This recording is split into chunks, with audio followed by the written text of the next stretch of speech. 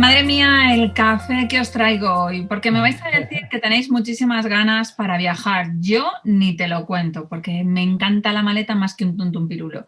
Pero hoy nos van a enseñar que el viaje puede ser no solo algo desde el disfrute y desde el turismo, sino también una experiencia como para poder volver a reencontrarnos con nosotros mismos. Y que esto tiene mucho más que ver no solo con el tema del desarrollo personal, sino también la posibilidad de un desarrollo profesional. La persona que os traigo hoy para que nos cuente muchísimas cosas, él es guía de montaña y además creador de la agencia de coordinadores de... No entiendo ni mi letra, que nos lo explique él, os pienso con Juan Diego Simón. Juan Diego, Hola, Rosa. discúlpame, no he conseguido entender mi letra. Esto creo que es de viajes, pero esto es lo que tiene tener letra médica. Sí, ¿no? Estás como yo, que me pasa a veces que no me entero ni yo. Bueno, es la Academia de Coordinadores de Viaje, que ha sido la primera formación enfocada a este nuevo sector que está creciendo, esta nueva profesión que ha aparecido en estos últimos años, que es la del coordinador de viajes, que bueno, no tiene nada que ver con el guía de turismo.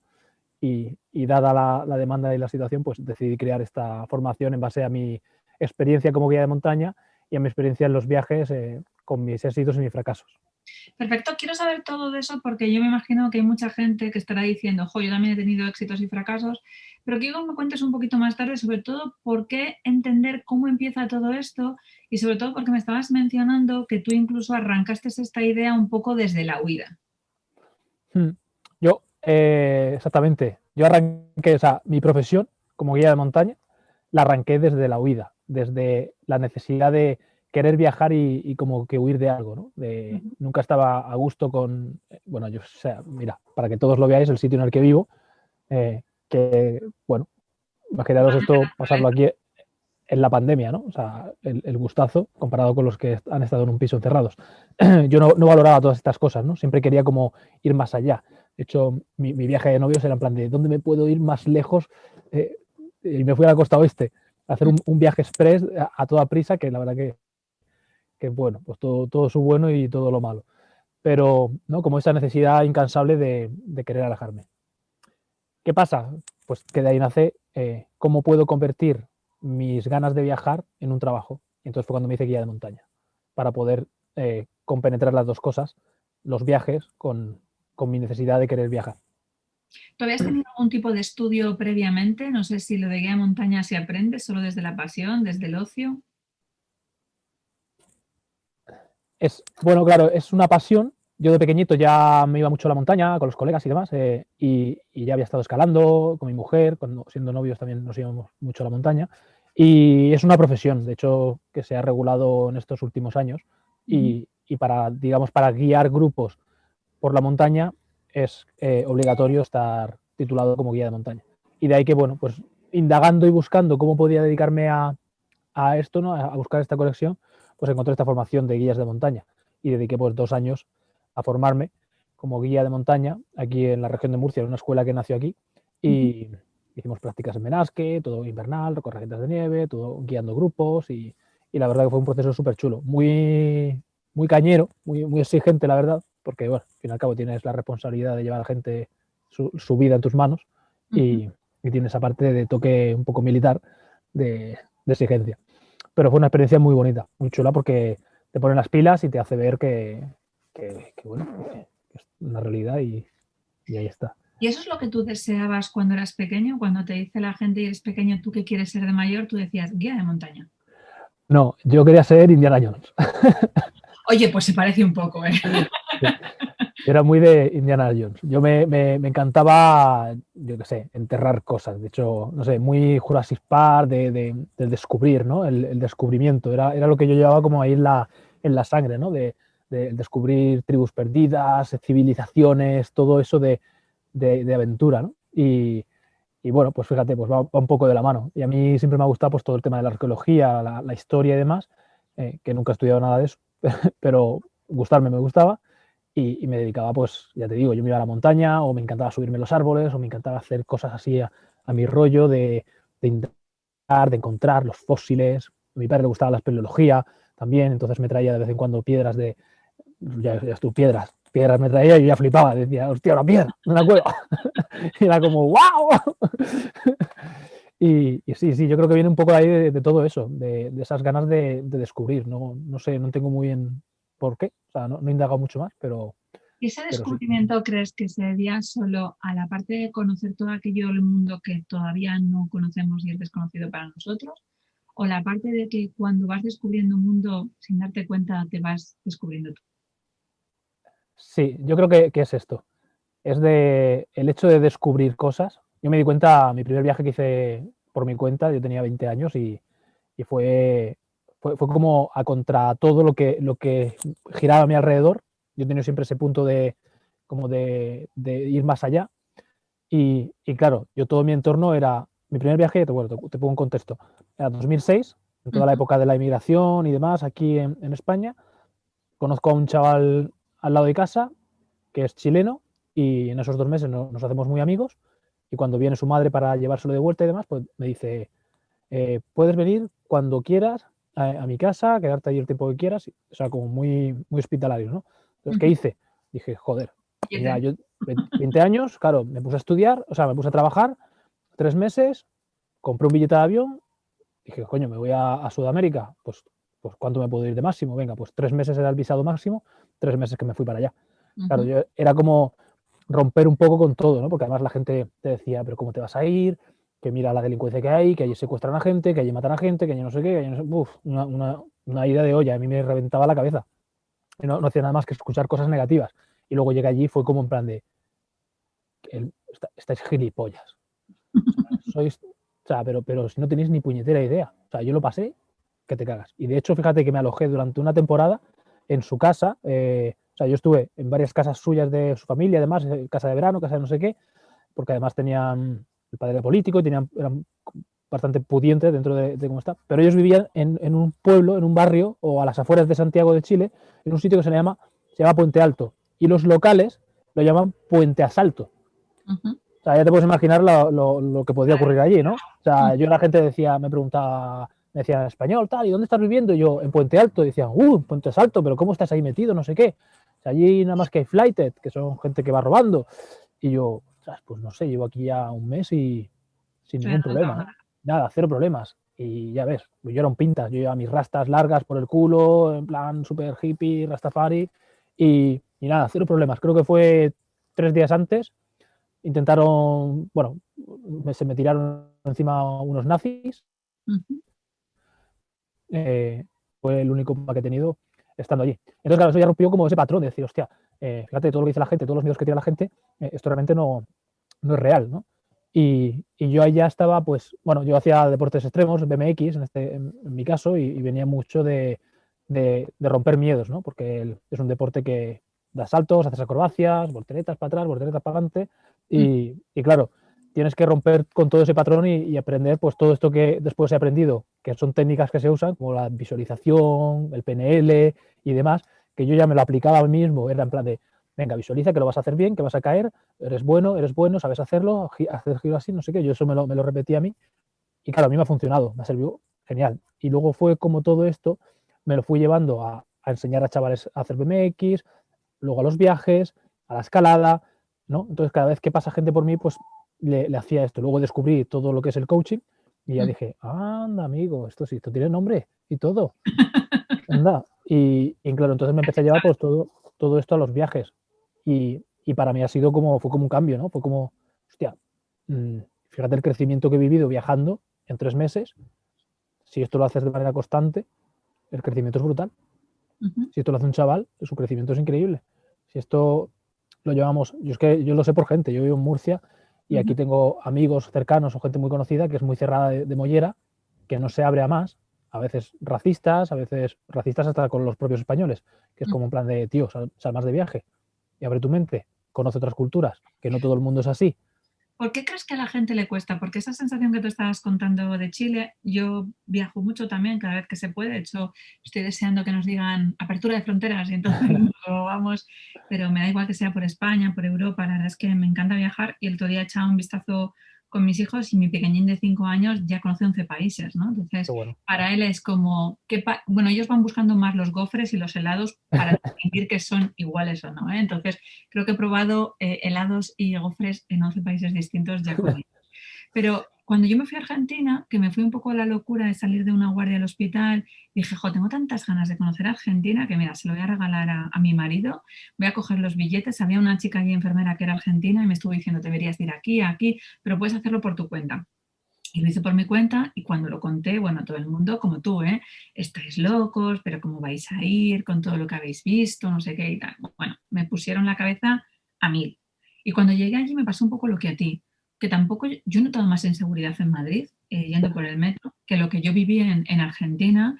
Y es verdad que en Buenos Aires, bueno, pues a una hora de la noche la gente va a buscar comida a los contenedores.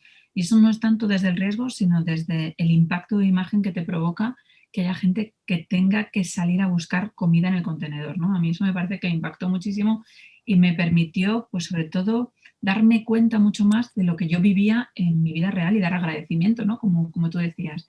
¿Por qué a la gente le cuesta tanto darse cuenta que existen otras ideas, otras culturas, que eso solo suma y aporta en vez de que resta?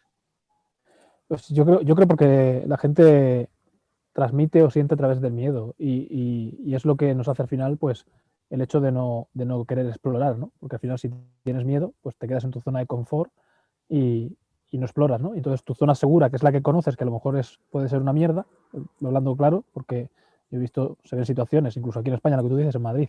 Me pasa más miedo en Madrid de adolescente, cuando me iba a salir de fiesta por allí en Navidad y cosas así, que estando allí en Santiago de Chile a las 12 de la noche. O sea, Ujú. es que, pero claro, es tu zona de confort, la zona que conoces y lo que hay más allá, esa parte, si no tienes ese punto de querer explorar, pues nos cuesta. Y esto puede pasar a cosas pequeñas del hecho de cambiar solamente de trabajo, como el hecho de irnos de viaje, ¿no? Siempre dice como más vale malo conocido que bueno por conocer, pero realmente es porque no decimos vamos a explorar más allá, a ver qué es lo que ocurre, voy a ampliar esa zona de confort, voy a pasar el miedo ese que tengo que pasar porque no hay más narices para poder seguir creciendo. Esto yo con viajeros y con alumnos le hablo mucho de esto, de esta zona de confort, que si no pasas esa zona de miedo, no vas a saber lo que hay más allá. Y entonces, claro, los miedos de otras personas son súper fáciles de contaminarte. O sea, es que te puedes intoxicar a golpe de clic. Y ya lo vemos con el tema del coronavirus y demás, que hay mucho miedo y a veces como más de la cuenta metido a través de los medios de comunicación, que lo que a veces puede llegar a ser. Si se hubiese transmitido todo de un modo diferente, pues a lo mejor no habría ese miedo excesivo, ¿no? Como en plan de, no te muevas tanto, ¿no? Es como, no sé, yo lo veo un poco exagerado todo. O sea, está lo que está, es lo que es, pero, pero bueno, entonces creo que ese punto de intoxicarnos demasiado con el miedo hace que al final nos hagamos, que la gente no crezca y que se quede al final pues en sus creencias, que pueden ser buenas o pueden ser malas, ¿no? O sea, no hay bueno ni malo, son sus creencias, es lo que crees, su realidad, y el no salir pues al final les lleva a seguir teniendo esa creencia cerrada. Entonces, El primer viaje fue Chile, pero no te quedaste ahí. Cuando de repente dijiste, madre mía, ¿esto qué es lo que hay? ¿Cómo seguiste? bueno, fíjate que yo no soy un gran viajero, yo se lo digo a todo el mundo, no he viajado mucho, porque, como te decía, yo hacía BMX, me dedicaba, o sea, era como mi deporte y lo que pasaba 4 o 5 horas al día entrenando, era mi gran pasión, y a mí lo que me movía siempre era este deporte, ¿no? Entonces me dediqué a viajar mucho a nivel nacional y tuve ahí como una época de 2007-2008 que trabajaba, yo era electricista y con todo esto de la crisis, tuve ahí como pues una crisis laboral de esta de odio mi trabajo Ujú. y empecé a trabajar con chavales en campamentos de ocio y tiempo libre, con chavales con discapacidad, autismo y demás. Y bueno, yo no tengo titulación de nada de esto, entonces lo que hice fue cambiar el dinero por el tiempo. Trabajé en sitios que me daban más, que me hacían más feliz, ganaba muchísimo menos, y, pero me daban mucho tiempo libre alrededor del día, por lo cual podía entrenar más, salir más con la bici, irme a escalar, irme a la montaña, a cambio de pues, tener un sueldo de 500 euros al mes, que claro, da para muy poco. Entonces es de ahí por lo que luego viene esa ansiedad de decir, joder, necesito viajar, necesito viajar. Entonces, claro, me paso un montón de años que no hago muchos viajes, solamente a nivel nacional y poquito más. Entonces, esa propia necesidad es la que también viene pues, a la hora de decir, pues no, pues ya está, no puedo viajar porque no me lo puedo permitir, pues voy a buscarme un trabajo que me lleve de viaje. y ese trabajo pues, fue pues, guía de montaña. ¿Fue tu primer viaje como guía a Nepal o eso fue totalmente distinto? Como guía, claro, Nepal y Marruecos fueron los dos primeros viajes que hice en grupo cuando empecé, en 2019. Antes me tiré un año entero haciendo actividades por aquí, por España, por la región de Murcia, por Alicante, guiando grupos para ir soltándome un poco con todo este tema. Y luego ya, pues eso, me metí en una formación de emprendimiento porque no tenía ni puñetera idea de emprender. Casi ya después de un año, al ver que no funcionaba nada tan bien como yo quería. Y entonces el primer viaje que hice fue a Marruecos, que fue una experiencia súper chula con un grupo de viajeros, que de hecho ahora en Semana Santa nos vamos otra vez y algunos son clientes ya, que repitieron este viaje. Y, y luego eso fue en verano, agosto, y luego la siguiente fue en noviembre, en la que fui a Nepal con otro grupo, a la zona de la Annapurna. ¿Cómo te localizan para saber que alguien, porque claro, yo no entiendo todavía muy bien qué se llama este guía de viaje, porque has dicho antes que no tiene nada que ver con lo de guía turístico, y me gustaría poder entender un poco la diferencia. Sí, pues mira, el coordinador de viajes es una figura que ha salido totalmente nueva y viene del típico viajero que le encanta viajar, pero que no es guía de turismo, y pues con esa necesidad y esas ganas de viajar y poder dedicarse a ello y convertir al final esa pasión por los viajes, dado que tiene que parar porque se le acaba el dinero que tenía para dar la vuelta al mundo, pues convierte esa pasión por los viajes en su profesión. Entonces se dedica a esos países que ha visitado a llevar a gente en grupo, ¿vale? Entonces, ¿cuál es realmente la diferencia? La diferencia es que un coordinador de viajes no hace las funciones de un guía, que un guía, sobre todo las funciones principales, las que más se defienden, son las de enseñar, ¿no? Las de enseñar acerca de monumentos, lugares históricos, dar una explicación sobre todo eso. Por ejemplo, yo como guía de montaña, soy guía, no es guía de turismo la carrera, pero es guía de montaña, y tengo la competencia de poder hablar sobre la geología del lugar, la cultura, la vegetación, la flora, la fauna y demás. ¿Vale? Un coordinador de viajes se encarga de conectar a los viajeros con proveedores locales. Por ejemplo, mi caso, me voy a Marruecos, tengo un proveedor local, mi amigo Mustafa, que tiene su agencia en la que con ellos contratamos todos los servicios. Yo a los viajeros lo que les cobro es por toda la organización, la gestión de esta, por mis asesorías, bueno, pues ir llevándolos de la mano en esa parte y por acompañarlos y estar como vínculo de unión entre ellos, ¿vale? Y bueno, aparte todas las dinámicas que hacemos y demás. Entonces no guío como tal, no voy a llevarlos a la mezquita, hablarle de la mezquita. De hecho, nos apoyamos y yo un poco los valores que trato de promover en la academia es que no hagan intrusismo laboral, porque me parece súper feo, y que se apoyen de guías locales si en el caso de que necesitan hacer una actividad de senderismo, que contraten un guía de montaña, si necesitan visitar un templo que vale. Si necesitan visitar un templo, que contraten a un guía turístico para que les explique la información del templo, porque al final lo van a hacer mucho mejor. Y la experiencia va a ganar en calidad, a diferencia del otro modo. Con lo que estoy un poco pagando es el proceso de vivir una experiencia con alguien que le hace no un viaje, por así decirlo, de día 1, día 2, día 3, sino vamos a vivir una experiencia desde que yo soy viajero como tú. Exactamente, es diferente, exactamente, no es el típico viaje tampoco de aquí tienes esto, esto y esto, y esto es lo que se va a ver sí o sí, y te llevo con el tiempo justo de un sitio a otro, de un sitio a otro, de un sitio a otro, ¿no? Es como un poco más libre, más fluyendo con el viaje, que puede haber cambios. De hecho, yo una de las cosas que hago es siempre cualificar al viajero, ¿no? Llamo por teléfono, hablo con él, le pregunto qué nivel de adaptabilidad tiene, si pueden ocurrir cosas, si se adapta bien, si tenemos que hacer cambios de viaje, si un día en vez de tener una agenda súper completa les digo hoy no hacemos nada, vamos a disfrutar de las dunas del desierto, cómo se lo toman, porque me gusta ese tipo de manera de viajar sin estrés, ¿no? Al final es un poco esto, llevar un poco bajar el ritmo de vida, ir un poco más lento y disfrutar de todo el proceso del camino, que la experiencia del camino es muchísimo mayor que el hecho de tengo que llegar a ese punto, a esa cima de la montaña o lo que sea. Entonces, bueno, la diferencia reside, digamos, en esa parte del viaje, en ese tipo de viaje. Y luego, otra de las grandes cosas es el no hacer viajes masificados de personas, de clientes. ¿Vale? ¿Cuántos pueden llegar a ir? Yo en mis viajes, en este viaje que vamos a hacer ahora, si no pasa nada raro, son 8 viajeros. Ujú. Y voy entre 8 y 10. Mi mínimo son 6 hasta 10 personas. No llevo más. Al final, Claro, permite otro tipo de relación entre ellos. las relaciones son increíbles. O sea, tú compara un grupo de estos de autobuses que van 50 personas con un grupo de 10, 8, 7. O sea, los vínculos que se hacen en esos viajes son increíbles. Las risas que te echas no tienen precio. Y luego bueno, el reducir ese impacto medioambiental, el impacto local, el hecho de viajar de un modo más sumergiéndote mejor en la cultura local y no ser como ese espectador que pasa por un, pues, yo qué sé, por un escenario, que es el país o un pueblo y pasa mirando con un paparazzi echando fotos y con las mismas se va sin dejar, sin aportar nada, ¿no? No, no hay como un intercambio cultural. Al final es como ir a un museo. A Entonces, mí para ir me a un encanta museo, esa forma de viajar, ¿sabes? Me suena un poco además también permiso para poder ir mochilero, para poder conocer las cosas y comer lo que dicen y sentarse con la gente que está y poder charlar y pararte a ver un amanecer con una caña y si no has visto tres museos, no les has visto, que ya te comprarás un libro. claro, claro. Eso mismo sucede en el viaje a Nepal.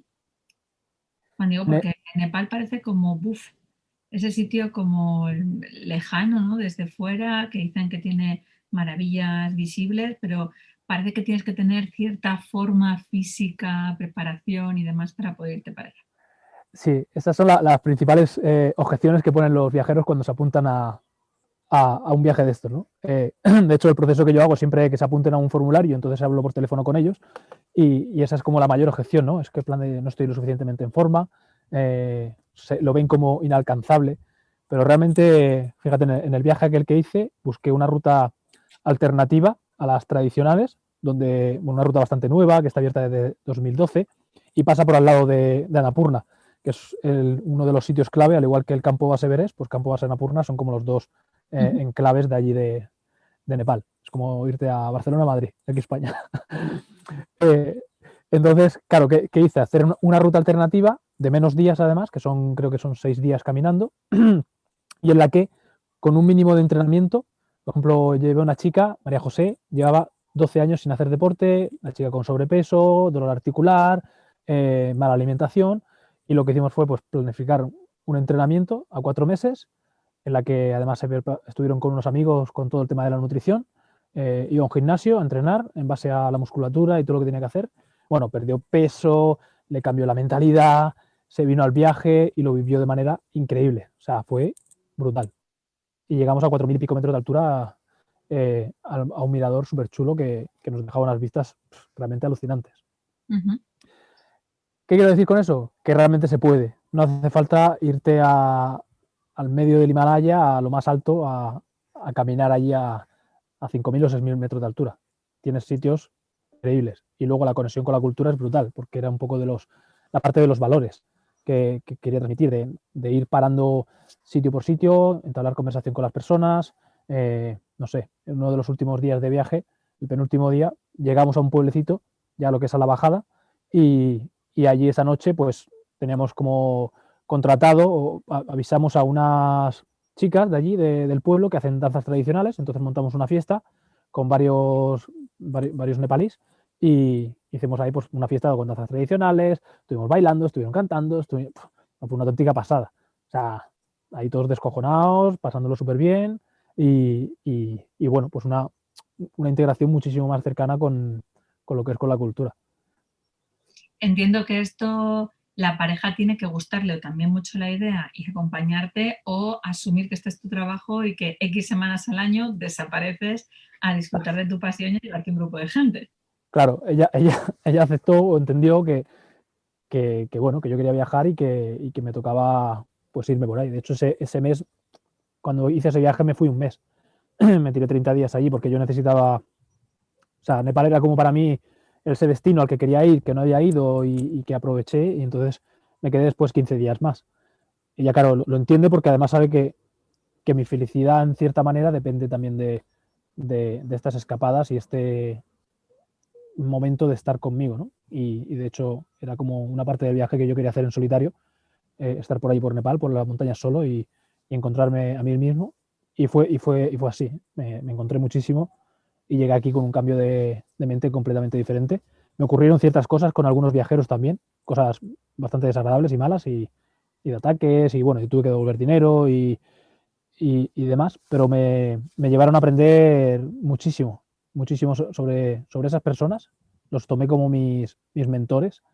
Agradecer que todo eso que me ocurrió ha hecho que en ese momento, bueno, fue como súper malo, pero lo agradecí, lo acepté de un modo súper abierto y me ayudó a verlo todo con una manera de ver, o sea, una perspectiva, ojos completamente nuevos y desde la aceptación y el agradecimiento, con lo que me ayudó también a crear lo que es la Academia de Coordinadores, que de no ser por esos fracasos o esos errores que yo cometí durante el viaje o a la hora de escoger viajeros o cosas que yo pude haber hecho mal o que hice mal, pues me ayudaron a crear luego la Academia de Coordinadores, pero necesité como ese proceso de reflexión dentro de ese viaje, el llorar, el sentir, pues bueno, sentir a las personas de allí, el ver cómo con tan poco son felices y aquí nos quejamos por todo, por muchas cosas.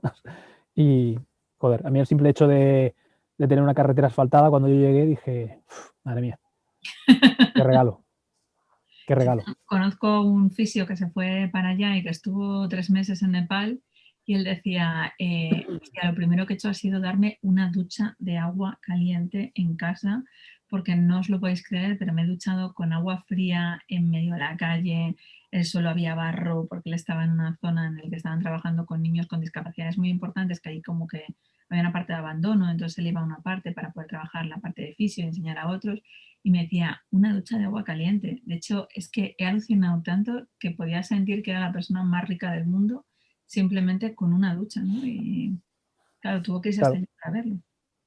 Claro, es que es eso, no valoras nada hasta que no lo tienes, ¿no? O el hecho de abrir el grifo y beber agua, ¿no? Allí en la montaña tienes que comprar agua y aparte pagas el agua a precio de oro. O sea, te cueste medio litro de agua 2,50 € o 3 € o 4 €, pues al final es como en plan de, joder, ¿qué valor tiene el Claro. agua embotellada? Y sí, de esto de la ducha de agua caliente también. De hecho, una de las quejas, por ejemplo, de los viajeros era, en plan de, ¿no me habías dicho que no había agua caliente a 3.500 metros de altura? Y yo, bueno, yo no lo sabía tampoco que no había agua caliente, pero bueno, Pero se pero yo qué supone, ¿no? sé, Un poco, no lo sé, si vamos a vas a 3.500. montaña a esas alturas. Y claro, otra persona y yo nos duchamos con agua fría que además bajaba de una tubería de un glaciar que estaba a 5.000 metros o 5.500 metros de altura y el agua bajaba helada como te puedes imaginar. Y ahí nos duchamos a base de cubos y agua, pero fue como, ¡guau! Que- como renacer. ¿Qué es lo que más te ha enseñado los viajes? Para tú. Eh, pues mmm, yo, mira, creo que es la aceptación. Aceptar todo tal y como es y no Ujú. juzgar el por qué tiene que ser así o no tiene que ser así. Es y ya está. Y al igual que lo que es en cada país es, todo lo que tenemos a nuestro alrededor en círculo más pequeño es como tiene que ser y hay que aceptarlo. Y ahí es cuando yo, por ejemplo, cuando vine de Nepal, acepté que todo lo que tenía era perfecto y estaba ahí porque yo necesitaba realmente eso. Y no tenía que irme tan lejos a buscarlo en otro sitio, porque realmente ya no estaba en otro sitio, estaba en mí. Ujú. Así que el tener se queda bastante más secundario. ¿El qué? El tener, Ah, lo material, es no, como que totalmente. en ese momento te das cuenta de que no. No, no, no, no, para nada. O sea, yo fíjate, esto fue en 2019, creo que no me he comprado ropa desde entonces. Yo llevo usando la misma ropa, reutilizándola. Bueno, yo ya de por sí no era muy materialista, pero sí que tenía ciertas cosas, ¿no? Con el tema de los deportes, que si me apetecía comprarme una tabla de surf para hacer surf, me la compraba, que si esto, lo otro. Y entonces al final almacenas cosas que realmente no necesitas. Pero por ejemplo la ropa, que es algo que la gente tiende a acumular, mm, yo realmente me di cuenta de que para qué necesito tantas ropa si al final realmente a la gente, o sea, es que le da igual si vas con una ropa, vas con otra y es como algo de, o sea, no, me compro ya las cosas por necesidad. Todo el mundo que eliges, porque has dicho que pasas como un determinado filtro a los viajeros. Entonces, si alguien que está escuchando aquí en Café Inviven dijera, qué interesante, a mí me encantaría ir a Marruecos con él y descubrir otro tipo de Marruecos, ¿qué tipo de filtro es necesario e imprescindible para acercarse cerca de Juan Diego? Pues lo primero es esto, es ir, vienes a una llamada, ¿no? Te hago contacto contigo. Bueno, por ejemplo, te pongo ahora el ejemplo. Para este viaje de ahora, lo que hice fue hablar del viaje y dejé un formulario para que la gente contactase conmigo y me dejase su teléfono para poder llamarlos. Entonces, dentro de esa llamada, les pregunto acerca de cómo esperan vivir ese viaje, qué nivel de compromiso tienen, qué es lo que esperan de mí, ¿no? Como coordinador de viajes. Y los pongo en situaciones de, yo qué sé, por ejemplo, este viaje que es muy aventurero, lo que les digo, oye, ¿cómo lo llevarías durmiendo 4 o 5 días en una tienda de campaña con una persona a tu lado? Si es un hombre, si es una mujer, ¿tienes algún problema con esto? Si estamos 4 días sin ducharnos, ¿qué pasa? Si de repente dentro del viaje alguien se tuerce un tobillo y tenemos que cambiar de rumbo y hacer otra cosa, irnos a Marrakech. Entonces es como un poco ponerlos en situación, de hecho a veces como en situaciones súper comprometidas. O sea, de hecho hay una pregunta, una cosa que les dije era en plan de, ¿estás comprometido a que ocurra cualquier cosa dentro del viaje? Y la gente se queda como, ¿qué? ¿Cómo que cualquier cosa? Y yo, sí, cualquier cosa. Lo que te puedas esperar, lo que se te pueda ocurrir, cualquier cosa. Y claro, la gente se queda como, coño, pero es que ¿qué puede pasar, no? Hay un itinerario, ¿no? Hay una planificación, está todo establecido. Y yo, sí, hay una planificación, pero es que puede ocurrir cualquier cosa. Estás en un viaje de aventura. Tienes que entender de que no existe riesgo, o sea, riesgo cero no existe y que en un momento dado se puede torcer todo y irse a la mierda. ¿Estás dispuesto a que eso ocurra, a que eso te pase a ti? Entonces, claro, si la gente, depende de cómo te responda, si lo ves duditativo, ya lo pones en color naranja, en mi caso. Si lo ves muy negado, un color rojo, ya posiblemente no te vengas. Si está muy comprometido y abierto, lo pongo en verde y luego le dejo como una semana donde voy haciendo todas esas llamadas para decirle, oye, pues si te puedes venir a este viaje o no te puedes venir. Bueno, si está en verde, pues normalmente sí, ya selecciono a esos viajeros. Entonces al final busco a gente súper comprometida, muy alineada con mis valores, alineada con los valores del grupo, que puedan aportar algo. Y una de las preguntas que le hago es, ¿qué puedes aportar al grupo para que te elija a ti y no elija a otra persona? Y entonces lo que hacen es un poco venderse y decir pues sus cualidades, en qué son buenos, en qué es mejor, qué es peor. Y así como por último le pregunto mucho sobre su vida, ¿no? O sea, por qué momentos han pasado, pues yo que sé, hay gente que si se ha divorciado, que si ha fallecido un familiar y demás, para buscar también ese punto de que el viaje se convierta en esa herramienta y todo el proceso de crecimiento y de poder valorar realmente pues eso, todo lo que tienes hasta ahora y que, bueno, que lo que malo que ocurrió, ocurrió, ya está, y hay que seguir adelante sin mirar más atrás. Estás hablando que los viajes son un crecimiento, y estoy totalmente de acuerdo contigo, pero has dicho que arrancaste en el 2019 y de repente llega el 2020, estás arrancando el emprendimiento de tu negocio y 2020 me imagino que no ha sido tan fácil para poder hacer este tipo de viajes. ¿Cómo lo vive uno para no venirse abajo y darse cuenta, creer, crecer, emprender en todo lo que estás diciendo tú para que todavía tenga mucho más sentido todo lo que haces? Entonces, fíjate, esto es curioso porque llevo todo el año tratando de motivar a la gente. De hecho, tenemos la formación de la Academia de Coordinadores, que llevamos ya 2 ediciones. Ahora hemos lanzado un programa de mentoría para ayudar a emprendedores en el mundo de los viajes que para que se lancen o para que continúen escalando su negocio o yendo ya por ello. Creo que es la mejor época, ¿no? Para emprender en este tipo de negocios y creo que el que es persistente y está ahí y se mueve, al final lo va a conseguir. Y el motivo es porque básicamente todas las grandes empresas, turoperadores, agencias macro gigantes que se movían con precios bajos y grandes masificaciones de gente, ahora a día de hoy no pueden volver a hacer eso porque además el mundo del turismo hay estudios que está cambiando, ¿no? Ya la gente va buscando viajes en grupos reducidos, fuera de temporadas altas, con menor impacto medioambiental, más sostenibles con la cultura, con la economía, con todo y con valores pues de sostenibilidad. Entonces, para mí es un momento ideal, ¿no? Y como siempre se dice, esto lo puedes ver, es como el significado que le das a todas las cosas, ¿no? Yo cuando de repente 2 días antes de salir con un grupo de viajeros, nos cancelan todos los vuelos, nos fastidian todo el viaje y y me veo ya que todo 2020 se va a ir al carajo, dije, ostras, claro, ¿qué significado le das tú? ¿Me hundo en la pena y me amargo y me cago en la leche? Seguro que Y apareció la academia, no me digas más. ahí está. 2 semanas tardé, me puse a grabar unos vídeos aquí haciendo como una historia, comedia con el huerto, con los gatos, con las gallinas y demás. Y en esas 2 semanas de reflexión dije, ya está, la formación, la academia. Monté un congreso virtual con referentes del mundo de los viajes y al final del congreso vendí la academia. Y, y todo desde, como esta mañana hablaba en la mentoría que teníamos, tutoría esta mañana con las alumnas, ya, todo lo que hagáis, hacerlo desde el desapego. Centraros en aportar valor, en hacerlo desde el cariño, porque lo queráis hacer de verdad. Que si no os pagasen por ello, que lo haríais igual.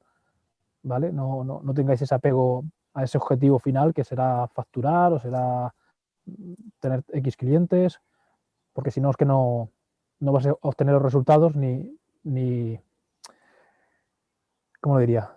Ni vais a sentir ese agradecimiento o esa gratitud de haber conseguido, de haber hecho algo bien por la sociedad, ¿no? ¿Alguien podría poner la excusa y la objeción del precio al pensar que es un grupo mucho más pequeño, más reducido, como que le va a costar muchísimo más caro que conseguir las ofertas al tener un gran número? Eh, no te creas, ¿eh? De hecho, una de las, para cuestionar, cuando yo al principio empezaba, para justificar el precio que yo tenía en los viajes, una de las primeras cosas que decía era, el precio que tiene es porque es un grupo reducido. Y le preguntaba si entendía eso, ¿no? Pero era como para autojustificarme yo mismo. Mm, la gente al final va buscando eso. Sí, la gente está harta de los grupos grandes. O sea, es que es muy... Yo por lo menos con las personas con las que he hablado, o es que la gente que a mí me llega va muy alineada con estos valores de, pues eso, menor impacto, protección al medio ambiente y demás, o, o no sé, o que la gente realmente al final, pues eso, está buscando esto, grupos reducidos, prefieren pagar más, es que les da igual, pero por lo menos no tener esa masificación. ¿Qué ha hecho todo esto del COVID? Pues mejorar eso, porque ahora pues la gente pues tiene como más miedo a estar con más gente, Claro. claro, y entonces ¿qué va buscando? Grupos pequeñitos, les da igual pagar más, yo esto lo he hablado con posibles clientes o compañeros de otros trabajos o gente, decir, no, es que a mí me da igual ahora pagar más por una actividad de rafting que pagar 15 euros y ir 50, o sea, bueno, 50 demasiado, pero ir demasiados en una balsa, entonces no, al final va buscando eso. Y esto ha ayudado. Y dado que ha ayudado, es un poco todo el movimiento que estamos haciendo ahí desde diciembre, o sea, noviembre, diciembre, de decir a la gente, poneros las pilas, es el momento. Es ahora cuando tenemos que darle más peso a los coordinadores de viaje, a este tipo de viajes, sostenibilidad, viajes transformadores, viajes que cambien la vida de las personas de verdad y no viajes insulsos que vas como un paparazzi echando fotos y luego te vuelves a casa con un montón de fotos, pero realmente sin una experiencia, o sea, al final es como que eres un coleccionista de fotos o un coleccionista de experiencias, ¿no? Como... ¿Qué es lo que tiene que conseguir desde tu punto de vista para que alguien emprenda? ¿No? Porque a lo mejor se atreven a hacer los cursos, lo ven claro, están de acuerdo con tus ideales, tus propósitos, y de repente esa gente que salga y se atreva, ¿qué tiene que pasar para hacer ese pase a la acción? Yo, mira, una de las cosas que les digo a los alumnos es muchas veces hasta, o sea, cuando vas a vender algo, ¿no? Es que en qué punto de dolor se encuentra tu cliente, ¿no? Entonces, muchas veces, muchas de estas personas son gente frustrada. Ahora ha sido súper bueno, ¿no? Porque después de estar 3 meses en casa, la gente se ha dado cuenta de qué coño estoy haciendo con mi vida. Entonces se ha tirado muchísima gente a emprender porque realmente se ha dado cuenta de lo infeliz que era, lo feliz que ha sido trabajando o teletrabajando desde casa con el ordenador y, y como con más ganas, ¿no? De emprender algo que esté relacionado. Y en el nicho de los viajes pasa así. Muchos se han dado cuenta de esto. Y claro, ¿pero qué tiene que pasar? Pues que te duela ya tanto, que estés ya tan harto de tu trabajo rutinario, de que hayas pasado momentos de estrés, momentos de ansiedad, porque es que yo lo veo, ¿no? O sea, los alumnos o clientes que vienen son muchos que han pasado por esos momentos de haber pasado estrés, de haber tenido épocas de ansiedad, de estar amargados con su vida. Y entonces, claro, ¿no? Hasta que no llegas a ese punto, la gente no se tira a emprender, ¿no? Ve como, en plan de, ¿cómo voy a invertir 3.000 o 2.000 euros en una formación si con eso me voy 6 meses de viaje, ¿no? De mochilero, por Asia? Entonces, claro, son cortoplacistas, ven en el corto plazo, en plan de, no, yo me voy de viaje, me tiro 6 meses o un año viajando con ese dinero y ya cuando vuelva, pues vuelvo a trabajar, me vuelvo a amargar y ya volveré a desconectar. Entonces van siempre, pues eso, temporada de amargarse, luego se desconectan, luego se vuelven a amargar, entonces, y al final nunca son felices, te pegas toda la vida haciendo esto, es como, ¿no? Buscando siempre esa dopamina o esa adrenalina cortoplacista que te hace tener ese momento de satisfacción, pero luego te pegas un montón de tiempo. Y yo creo que es más interesante lo otro, ¿no? En plan de, bueno, voy a seguir pasándolo mal una temporada, porque al final el emprender no es un camino de rosas, pero sé que después, yo por ejemplo, yo lo veo ahora, ¿no? Después de estos años, ahora, pues coño, tengo la libertad de decir, pues ahora me voy para acá, ahora me voy para allá, no tengo nada que me ate, me hago un viaje, me voy con clientes, gano dinero, lo paso bien, ellos disfrutan, transformo a esas personas y, es muchísimo mejor, ¿no? Más bonito. Y ya lo puedo dedicar para toda mi vida, si quiero. Y he aprendido algo, un proceso también de aprendizaje brutal en emprender. La verdad es que suena tan sumamente interesante. Fíjate, yo tenía un viaje programado porque Marruecos se me está haciendo complicado. O sea, en 2 ocasiones he pretendido hacer Marruecos y las 2 veces ha sucedido algo que lo ha impedido. La última vez con los billetes, con todas las reservas, todo localizado y demás. Y bueno, pues 15 días antes nos dicen que no, que no va a ser posible.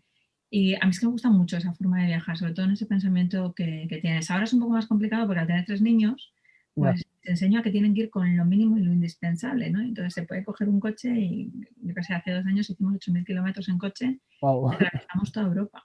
Llegamos hasta la zona de Eslovenia. Y Qué claro, bueno. para ellos fue brutal, ¿no? Porque de repente poder pararte, bañarte en los Alpes, aunque no nos sentíamos ni los pelos de ningún sitio, ¿no? Era brutal. Que ellos lo vivan, que lo experimenten, que tengan simplemente un bocata.